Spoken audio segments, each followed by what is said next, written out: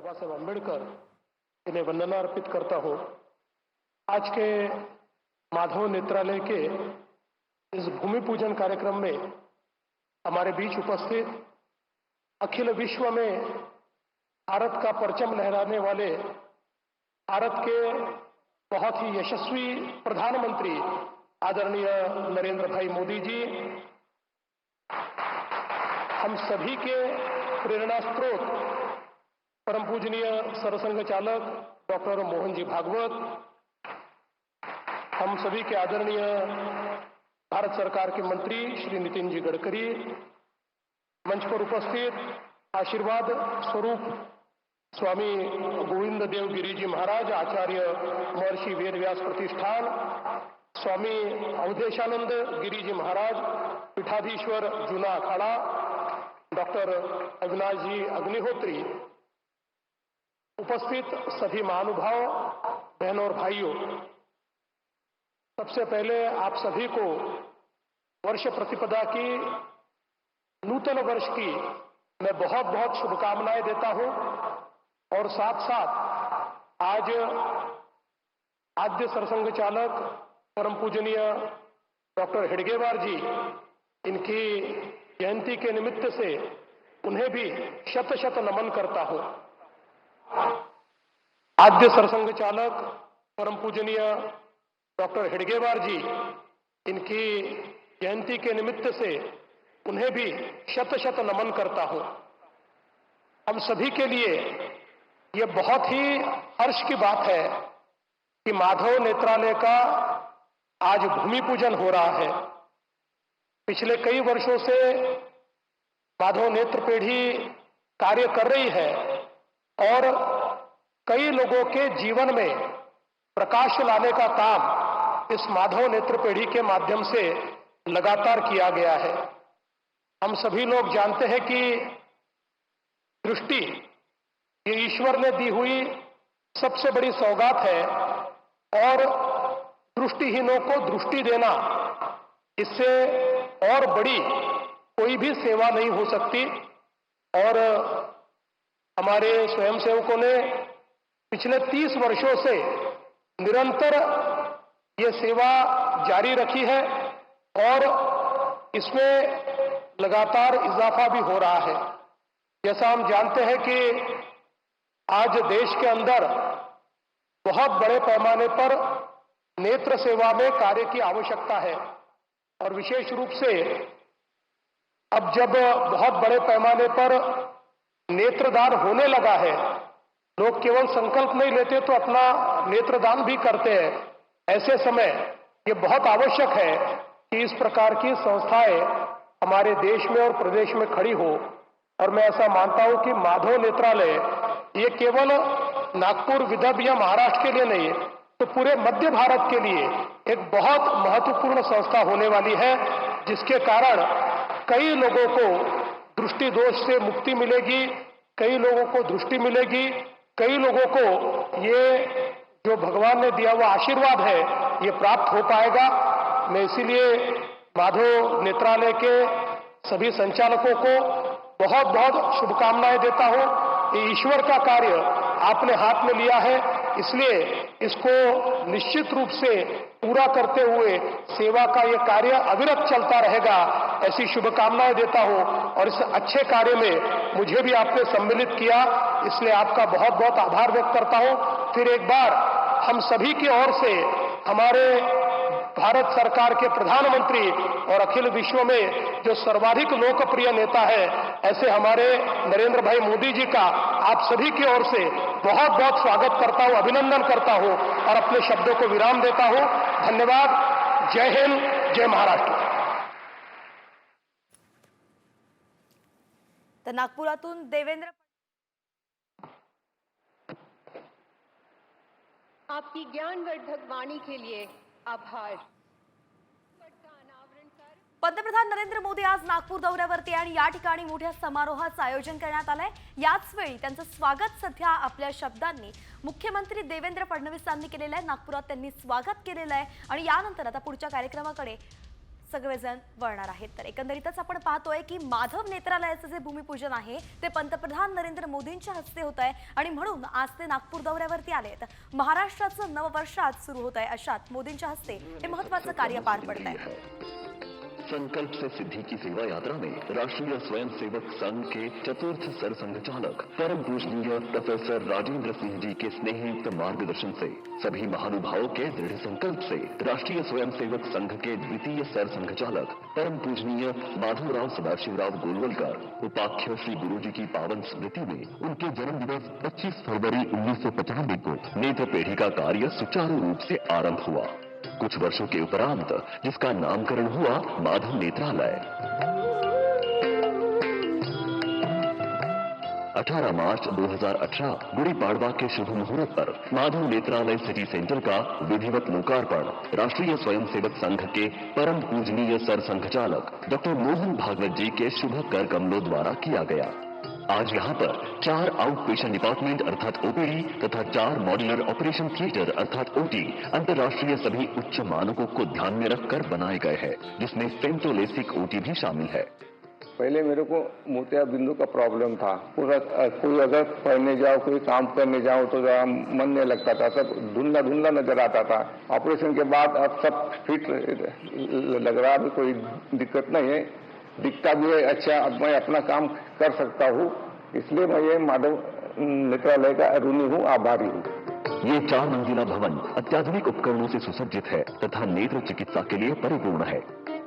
सामान्य नेत्र परीक्षण एवं उपचार, मोतिया बिंदु ऑपरेशन, कॉर्निया, बाल नेत्र चिकित्सा, नेत्र रोग एवं भंगापन, ग्लूकोमा, अल्पदृष्टि क्लिनिक, सुसज्जित नेत्र बैंक यहाँ उपलब्ध है।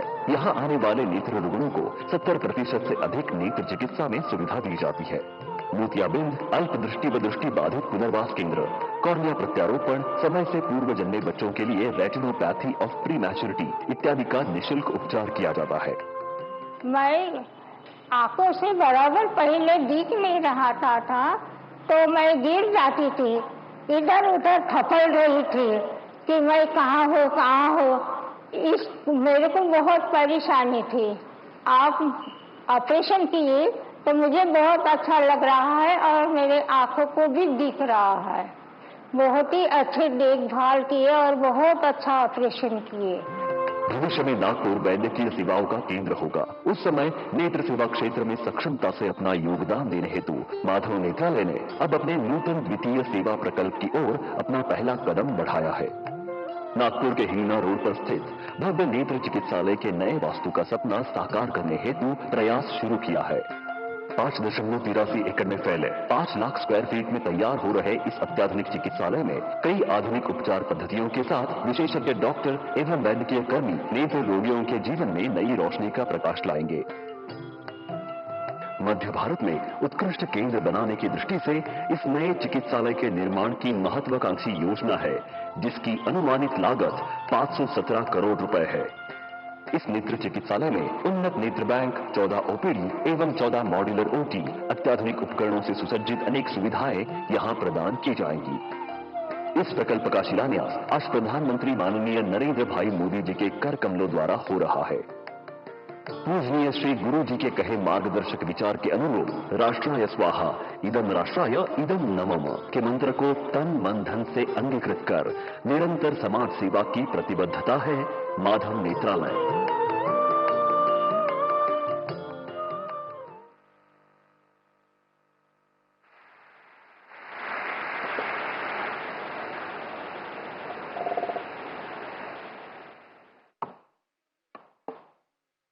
अब मैं श्रद्धेय डॉक्टर मोहन जी भागवत से आशीर्वचन हेतु विनम्र आग्रह करती हूँ।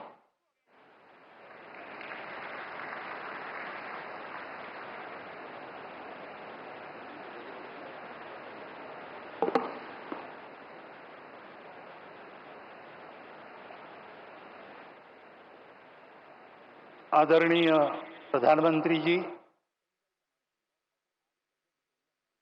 पूज्य स्वामी अवधेशानंद जी महाराज, पूज्य स्वामी गोविंद गिरी जी महाराज,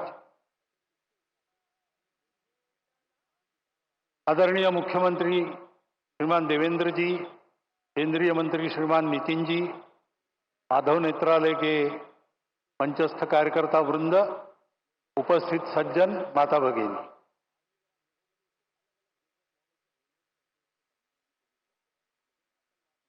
आज योग है। डॉक्टर साहब का जन्मदिन, वर्ष प्रतिपदा का सुमुहूर्त। डॉक्टर साहब जन्मे वो रविवार ही था। उनके बाद जिन्होंने संघ की बागडोर संभाली, पूजनीय श्री गुरु जी, उनके नाम का प्रकल्प और प्रधानमंत्री जी का यहां पर उपस्थित होना, ये सारे शुभयोग यहां पर एकत्रित है। और ये सारे शुभयोग एकत्रित होते हैं तो उसके लिए तपस्या करनी पड़ती है। माधव नेत्रालय के कार्यकर्ताओं की गत अनेक वर्षों की तपस्या के हम सभी साक्षी हैं। तपस्या से पुण्य अर्जित होता है, पुण्य से फल मिलता है, लेकिन वो फल अपने लिए न रखते हुए उसका विनियोग भी लोक कल्याण के लिए ही करना, इस वृत्ति से वो तपस्या आगे चलती है और वैसी ही चल रही है। क्योंकि इसके पीछे जो प्रेरणा है वो प्रेरणा संघ विचार की प्रेरणा है। संघ विचार की प्रेरणा ने वो प्रेरणा स्वार्थ की प्रेरणा तो नहीं ही है,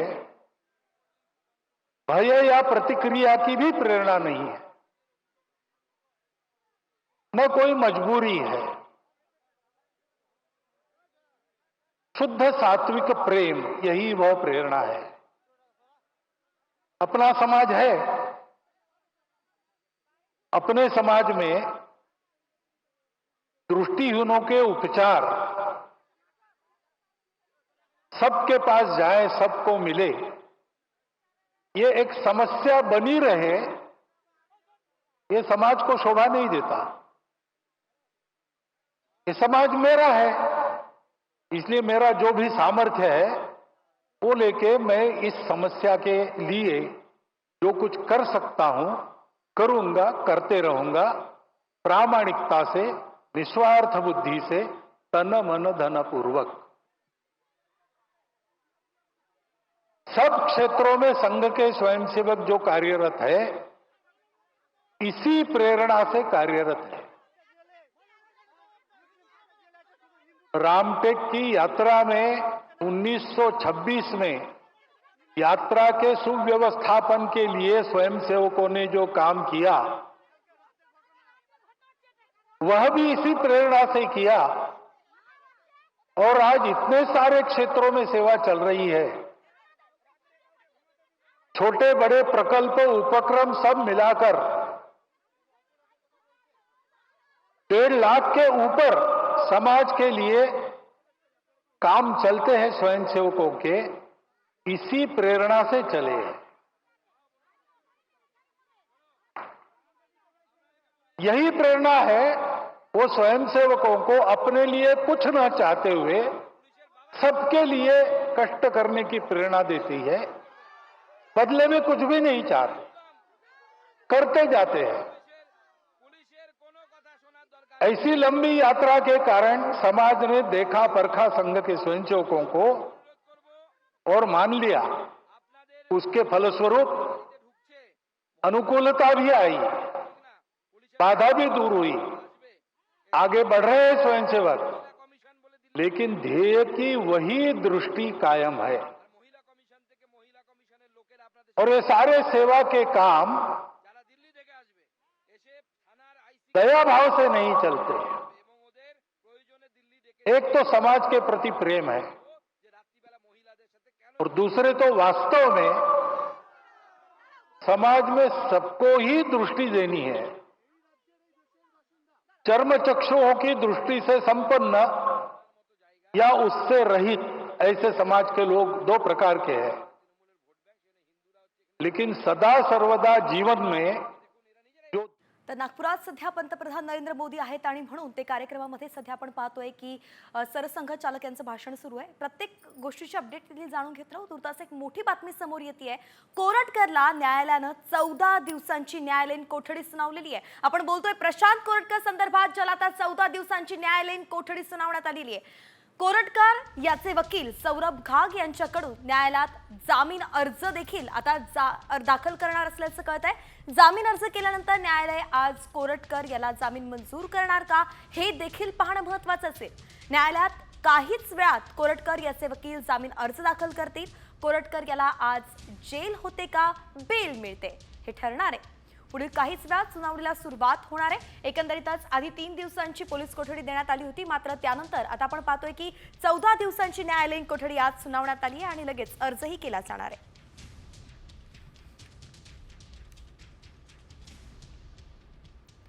तर यानंतर आपण वळतोय टॉप 50 कडे। राज्यभरातील ज्या बातम्या आहेत त्या सगळ्यांचा वेगवान आढावा घेऊयात। गुढीपाडव्यानिमित्तानं वर्षाचं स्वागत मोठ्या जल्लोषामध्ये केलं जात आहे। मुंबईतील गिरगावामध्ये पारंपरिक पद्धतीनं शोभायात्रा काढण्यात आली। यंदाच्या या शोभायात्रेमध्ये मराठी भाषेला अभिजात भाषेचा दर्जा मिळाल्यानंतर माय मराठी ही थीम करण्यात आली।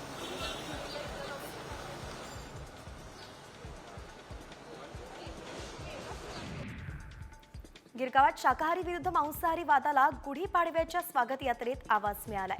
ज्या सोसायट्यांनी मराठी माणसांना शाकाहारी जेवणाचे निर्बंध घातले होते त्यांच्या विरोधात आवाज उठवण्यात आलाय।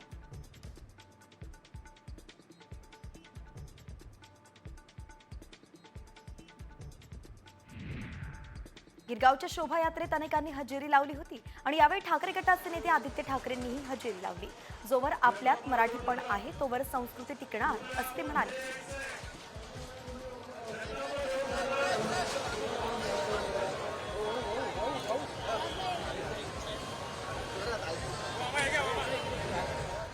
डोंबिवलीमध्ये ढोल ताशाच्या गजरात मराठी नववर्षाचं स्वागत करण्यात आलंय। दरम्यान डोंबिवलीतील या शोभायात्रेत अनेक मराठी कलाकारांनी हजेरी लावली। ढोल ताशांचा गजर, लेझीम पथक आणि त्यासोबत पारंपरिक पेहराव अशा सगळ्या उत्साहामध्ये तरुण वर्ग या शोभायात्रेत सहभागी झाल्याचं पाहायला मिळालं।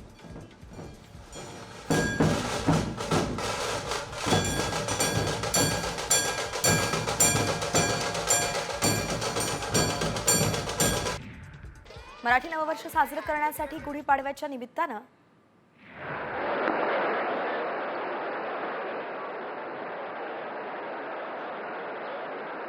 भारत माता की, भारत माता की, भारत माता की। गुढीपाडव्याच्या आणि नवीन वर्षाच्या आपल्या सर्वांना अतिशय मनपूर्वक शुभेच्छा।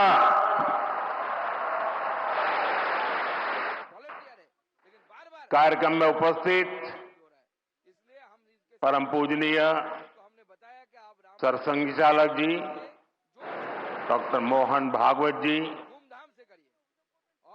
स्वामी गोविंद गिरी जी महाराज, स्वामी अवधेशानंद गिरी जी महाराज, महाराष्ट्र के लोकप्रिय मुख्यमंत्री देवेंद्र फडणवीस जी, केंद्रीय मंत्रिमंडल में मेरे साथी नितिन गडकरी जी, डॉक्टर अविनाश चंद्र अग्निहोत्री जी, अन्य महानुभाव और उपस्थित सभी वरिष्ठ साथी,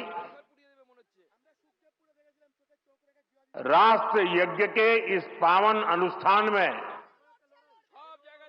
आज मुझे यहां आने का सौभाग्य मिला है। आज चैत्र शुक्ल प्रतिपदा का ये दिन बहुत विशेष है। आज से नवरात्रि का पवित्र पर्व शुरू हो रहा है। देश के अलग अलग कोनों में आज गुड़ी पड़वा, उगादी और नवरेह का त्योहार भी मनाया जा रहा है। आज भगवान झूलेलाल जी और गुरु अंगद देव जी का अवतरण दिवस भी है। ये हमारे प्रेरणा पुंज परम पूजनीय डॉक्टर साहब की जयंती का भी अवसर है और इसी साल राष्ट्रीय स्वयंसेवक संघ की गौरवशाली यात्रा का 100 वर्ष भी पूरे हो रहे हैं।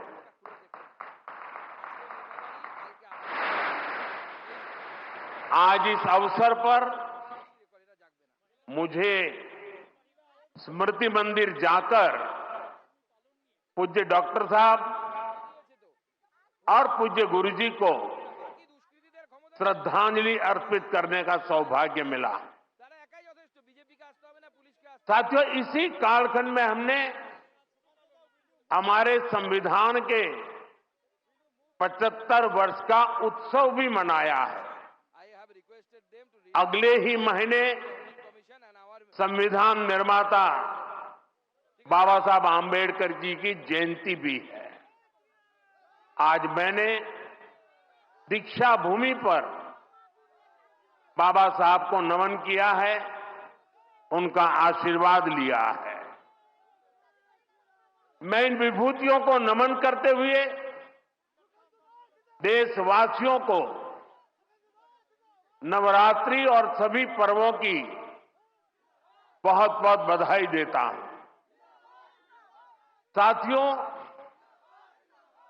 संघ सेवा के इस पवित्र तीर्थ नागपुर में आज हम एक पुण्य संकल्प के विस्तार के साक्षी बन रहे हैं।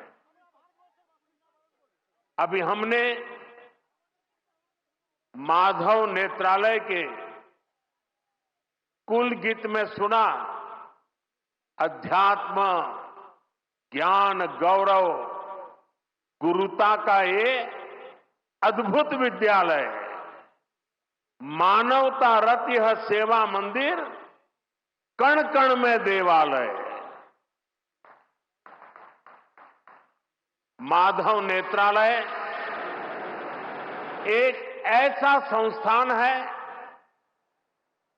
जो अनेक दशकों से पूज्य गुरुजी के आदर्शों पर लाखों लोगों की सेवा कर रहा है। लोगों के जीवन में रोशनी लौटी है। आज उसके नए परिसर का शिलान्यास हुआ है।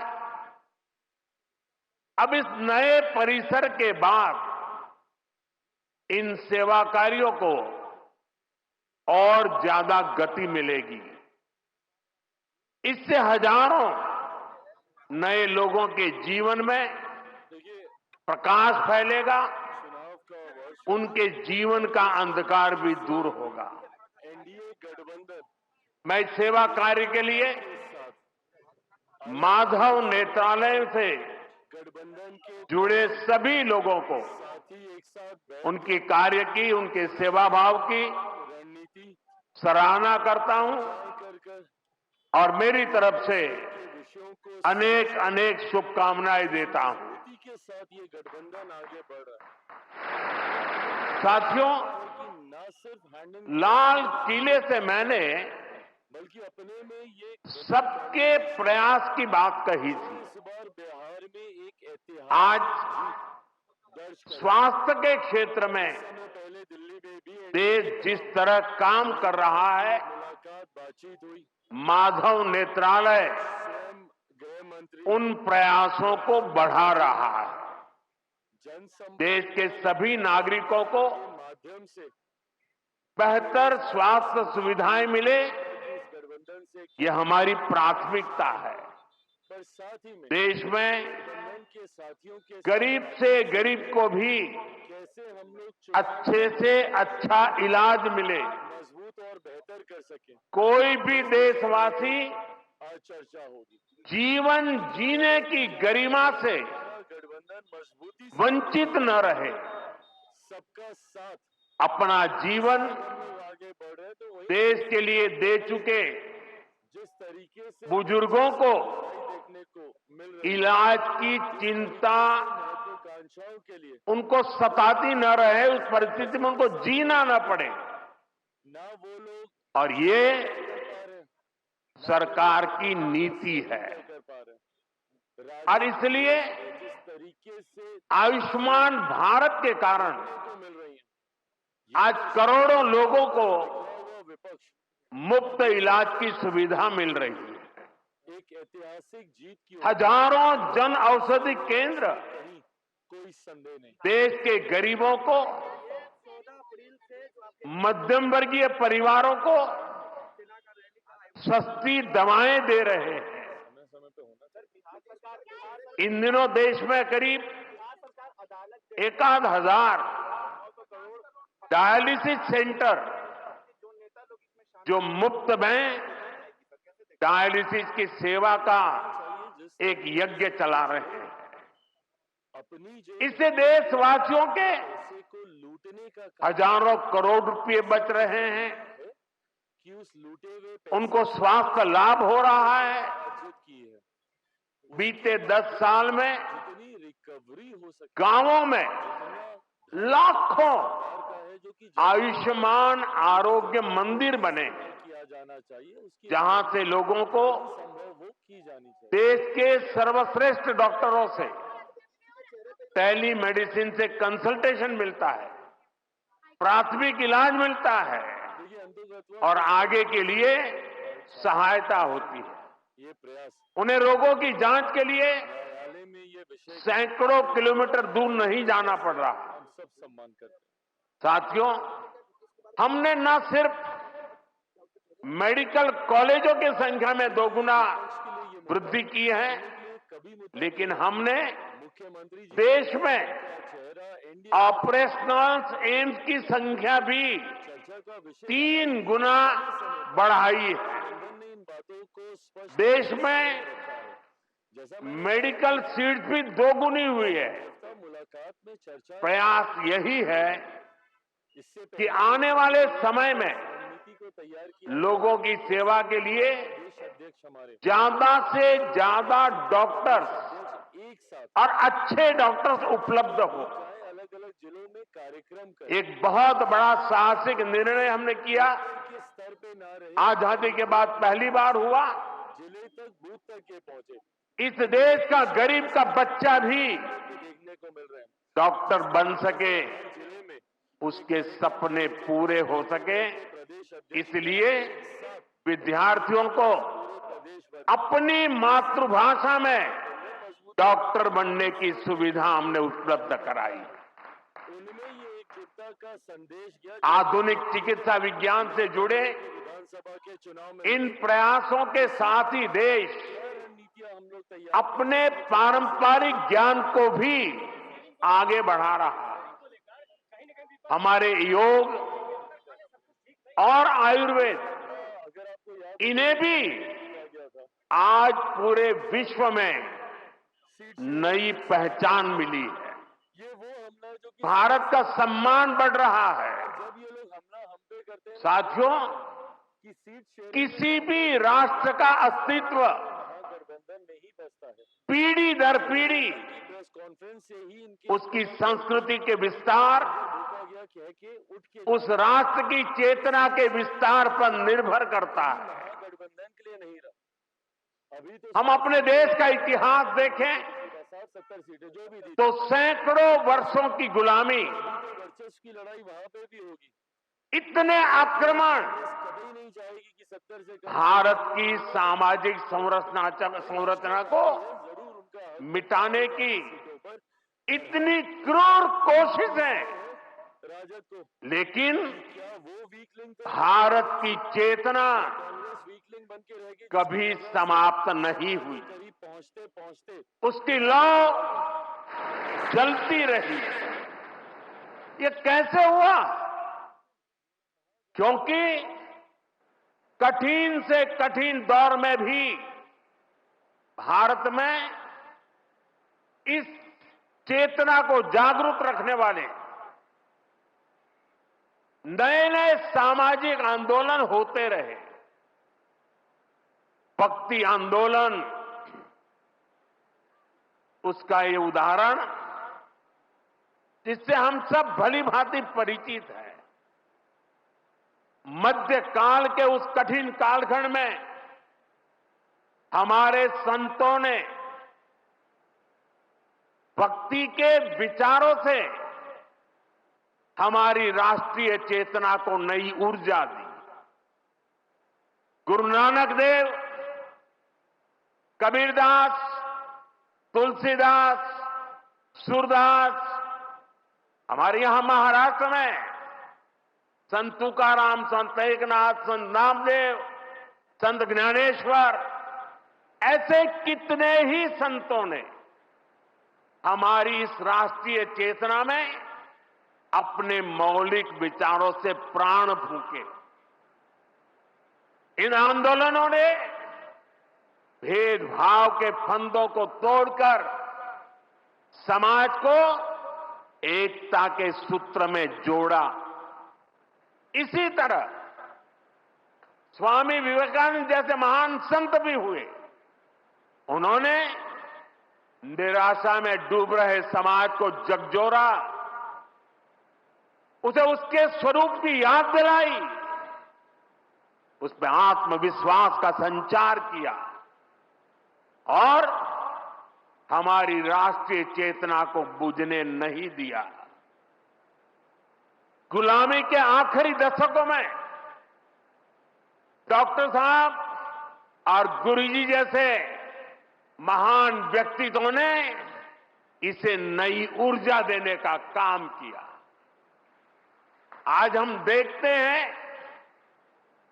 राष्ट्रीय चेतना के संरक्षण और संवर्धन के लिए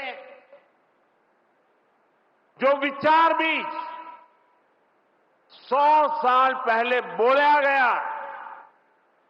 वो महान वटवृक्ष के रूप में आज दुनिया के सामने है। सिद्धांत और आदर्श इस वटवृक्ष को ऊंचाई देते हैं। लाखों करोड़ों स्वयंसेवक इसकी टहनी, ये कोई साधारण वटवृक्ष नहीं, राष्ट्रीय स्वयंसेवक संघ भारत की अमर संस्कृति का आधुनिक अक्षय वट है। ये अक्षय वट आज भारतीय संस्कृति को, हमारे राष्ट्र की चेतना को निरंतर ऊर्जावान बना रहा है। साथियों, आज जब हम माधव नेत्रालय के नए परिसर का काम शुरू कर रहे हैं, तो दृष्टि की बात स्वाभाविक है। हमारे जीवन में दृष्टि ही हमें दिशा देती है। इसलिए वेदों में भी कामना की गई है, पश्चिम शरदः शतम, अर्थात हम 100 वर्ष तक देखें। ये दृष्टि आंखों की यानी बाह्य दृष्टि भी होनी चाहिए और अंतः दृष्टि भी होनी चाहिए।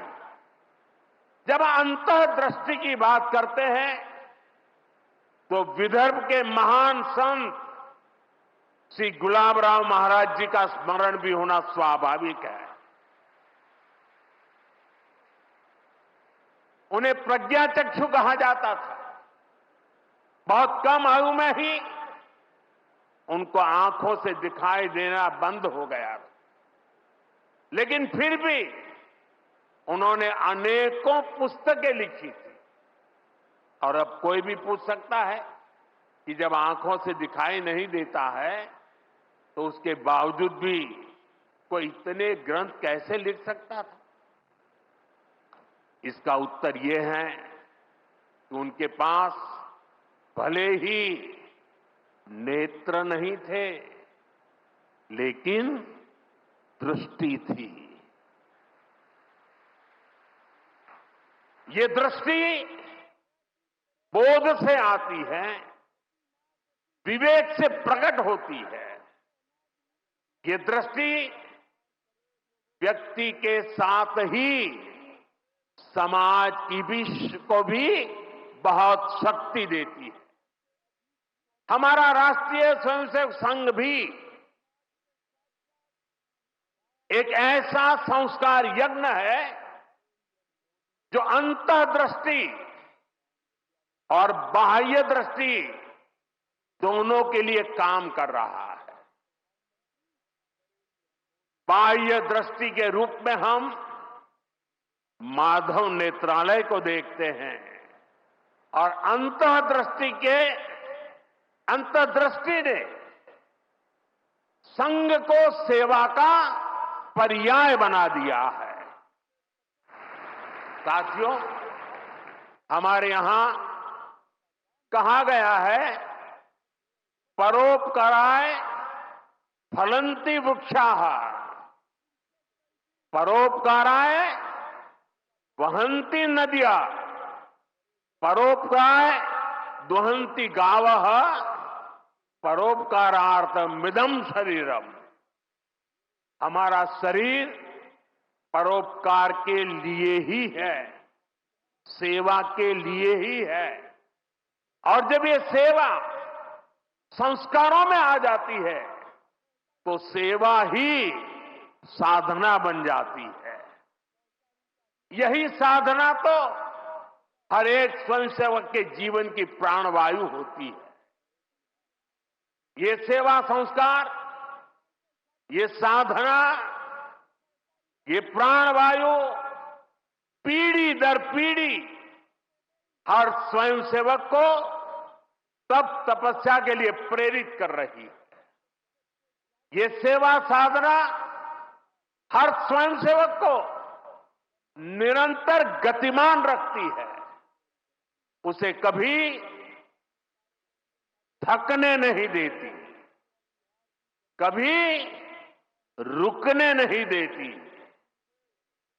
पूज्य गुरुजी अक्सर कहा करते थे, जीवन की अवधि का नहीं, उसके उपयोगिता का महत्व होता है। हम देव से देश और राम से राष्ट्र के जीवन मंत्र लेकर के चले हैं, अपना कर्तव्य निभाते चलते हैं। और इसलिए हम देखते हैं, बड़ा छोटा कैसा भी काम हो, कोई भी कार्य क्षेत्र हो, सीमावर्ती गांव हो, पहाड़ी क्षेत्र हो, वन क्षेत्र हो, संघ के स्वयंसेवक निस्वार्थ भाव से कार्य करते रहते हैं। कहीं कोई वनवासी कल्याण आश्रम के कामों को उसको अपना ध्येय बना करके जुटा हुआ है, कहीं कोई एकल विद्यालय के माध्यम से आदिवासी बच्चों को पढ़ा रहा है, कहीं कोई सांस्कृतिक जागरण के मिशन में लगा हुआ है, कहीं कोई सेवा भारती से जुड़कर गरीबों वंचितों की सेवा कर रहा है। अभी हमने प्रयाग में महाकुंभ में देखा, वहां नेत्र कुंभ में कैसे स्वयंसेवकों ने लाखों लोगों की मदद की। यानी जहां सेवा कार्य वहां स्वयंसेवक। कहीं कोई आपदा आ जाए, बाढ़ की तबाही हो या भूकंप की विभीषिका हो, स्वयंसेवक एक अनुशासित सिपाही की तरह तुरंत मौके पर पहुंचते हैं। कोई अपनी परेशानी नहीं देखता, अपनी पीड़ा नहीं देखता, बस सेवा भावना से हम काम में जुट जाते हैं।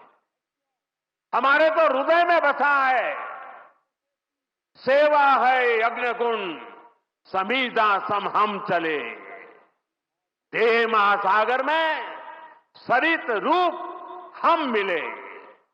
साथियों, एक बार एक इंटरव्यू में परमपूज्य गुरु जी से पूछा गया कि वो संघ को सर्वव्यापी क्यों कहते हैं। गुरु जी का उत्तर बहुत ही प्रेरणादायी था। उन्होंने संघ की तुलना प्रकाश से की थी, उजाले से की थी। उन्होंने कहा कि प्रकाश सर्वव्यापी होता है, वो खुद ही अकेले सारे कार्य भले न करे, लेकिन अंधेरे को दूर करके वो दूसरों को कार्य करने का रास्ता दिखा देता है। गुरुजी की ये सीख हमारे लिए जीवन मंत्र है।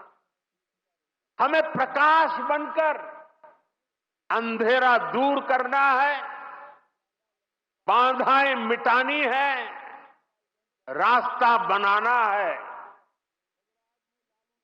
उस भाव को हम जीवन भर सुनते रहें। हर कोई कम अधिक मात्रा में जीने का प्रयास करता रहा। मैं नहीं, तुम, अहम नहीं, वयम, इदम राष्ट्राय, इदम न मम। साथियों, जब प्रयासों के दौरान जब मैं नहीं, हम का ध्यान होता है, जब राष्ट्र प्रथम की भावना सर्वोपरि होती है, जब नीतियों में, निर्णयों में देश के लोगों का हित ही सबसे बड़ा होता है, तो सर्वत्र उसका प्रभाव भी और प्रकाश भी नजर आता है। विकसित भारत के लिए सबसे जरूरी है कि हम उन बेड़ियों को तोड़े जिनमें देश उलझा हुआ था। आज हम देख रहे हैं भारत कैसे गुलामी की मानसिकता को छोड़कर आगे बढ़ रहा है। गुलामी की निशानियों को जिस हीन भावना में 70 वर्षों से ढोया जा रहा था, उनकी जगह अब राष्ट्रीय गौरव के नए अध्याय लिखे जा रहे हैं। वो अंग्रेजी कानून जिन्हें भारत के लोगों को नीचा दिखाने के लिए बनाया गया था, देश ने उन्हें बदल दिया है। गुलामी की सोच से बनी दंड संहिता की जगह अब भारतीय न्याय संहिता लागू हुई है। हमारे लोकतंत्र के प्रांगण में अब राजपथ नहीं, कर्तव्य पथ है। हमारी नौसेना के ध्वज में भी गुलामी का चिन्ह छपा हुआ था, उसकी जगह अब नौसेना के ध्वज पर छत्रपति शिवाजी महाराज का प्रतीक लहरा रहा है। अंडमान के द्वीप जहां वीर सावरकर ने राष्ट्र के लिए यातनाएं सही, जहां नेताजी सुभाष बाबू ने आजादी का बिगुल फूंका, उन द्वीपों के नाम भी अब आजादी के नायकों की याद में रखे गए हैं। साथियों, वसुधैव कुटुंबकम का हमारा मंत्र आज विश्व के कोने कोने में पहुंच रहा है और दुनिया इसे हमारे कार्यों में भी देख रही है, महसूस कर रही है। जब कोविड जैसी महामारी आती है तो भारत विश्व को परिवार मानकर वैक्सीन उपलब्ध करवाता है। दुनिया में कहीं भी प्राकृतिक आपदा हो, भारत पूरे मनोयोग से सेवा के लिए खड़ा होता है। अभी आपने कल ही देखा है, म्यांमार में इतना बड़ा भूकंप आया है। भारत ऑपरेशन ब्रह्मा के तहत वहां के लोगों की मदद के लिए सबसे पहले पहुंच गया है। जब तुर्की में भूकंप आया, जब नेपाल में भूकंप आया, जब मालदीव्स में पानी का संकट आया, भारत ने मदद करने में घड़ी भर की भी देर नहीं की। युद्ध जैसे हालातों में हम दूसरे देशों से नागरिकों को भी सुरक्षित निकाल करके लाते हैं। दुनिया देख रही है, भारत आज जब प्रगति कर रहा है तो पूरे ग्लोबल साउथ की आवाज भी बन रहा है। विश्व बंधु की ये भावना हमारे ही संस्कारों का विस्तार है। साथियों, आज भारत की सबसे बड़ी पूंजी हमारा युवा है और हम देखते हैं आज भारत का युवा कितने कॉन्फिडेंस से भरा हुआ, उसकी रिस्क टेकिंग कैपेसिटी पहले के मुकाबले कई गुना बढ़ गई है। वो नए नए इनोवेशन कर रहा है, स्टार्टअप्स की दुनिया में अपना परचम लहरा रहा है और सबसे बड़ी बात, आज के भारत का युवा अपनी विरासत पर गर्व करते हुए, अपनी संस्कृति पर गर्व करते हुए चल रहा है। अभी हमने प्रयागराज महाकुंभ में देखा, आज की युवा पीढ़ी लाखों करोड़ों की संख्या में महाकुंभ में पहुंची और इस सनातन परंपरा से जुड़कर गौरव से भर उठी। आज भारत का युवा देश की जरूरतों को ध्यान में रखते हुए काम कर रहा है। भारत के युवाओं ने मेक इन इंडिया को सफल बनाया है। भारत का युवा लोकल के लिए वोकल हुआ है, एक जज्बा बना है। हमें देश के लिए जीना है, देश के लिए कुछ करना है। खेल के मैदान से लेकर अंतरिक्ष की ऊंचाई तक राष्ट्र निर्माण की भावना से ओतप्रोत हमारे युवा आगे बढ़ रहे हैं, आगे चलते ही जा रहे हैं। यही युवा 2047 के जब आजादी के 100 साल होंगे, विकसित भारत के लक्ष्य की ध्वजा थामे हुए है। और मुझे विश्वास है, संगठन, समर्पण और सेवा की ये त्रिवेणी विकसित भारत की यात्रा को निरंतर ऊर्जा देती रहेगी, दिशा देती रहेगी। संघ का इतने वर्षों का परिश्रम फलीभूत हो रहा है। संघ की इतने वर्षों की तपस्या विकसित भारत का एक नया अध्याय लिख रही है। साथियों, जब संघ की स्थापना हुई तब भारत की हालत भी अलग थी और हालात भी अलग था। 1925 से लेकर 1947 तक वो समय संघर्ष का समय था। आजादी का बड़ा लक्ष्य देश के सामने था। आज संघ की 100 वर्षों की यात्रा के बाद देश फिर एक अहम पड़ाव पर है। 2025 से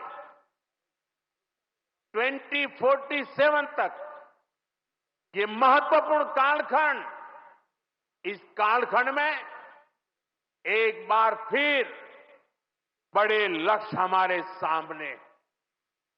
कभी पूज्य गुरुजी ने एक पत्र में लिखा था, मैं अपने भव्य राष्ट्र प्रसाद की नींव में एक छोटा सा पत्थर बनकर रहना चाहता हूं।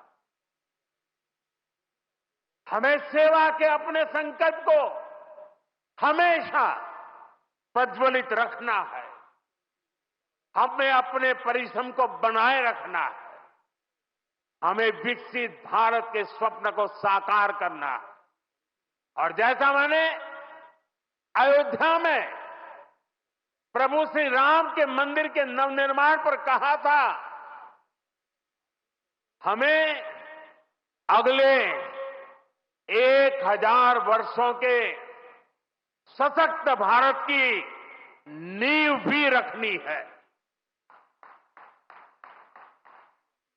मुझे विश्वास है पूज्य डॉक्टर साहब, पूज्य गुरुजी जैसी विभूतियों का मार्गदर्शन हमें निरंतर सामर्थ्य देगा। हम विकसित भारत के संकल्प को पूरा करेंगे। हम अपनी पीढ़ियों के बलिदान को सार्थक करके रहेंगे। इसी संकल्प के साथ आप सभी को एक बार फिर इस मंगलमय नववर्ष की अनेक अनेक शुभकामनाएं। बहुत बहुत धन्यवाद।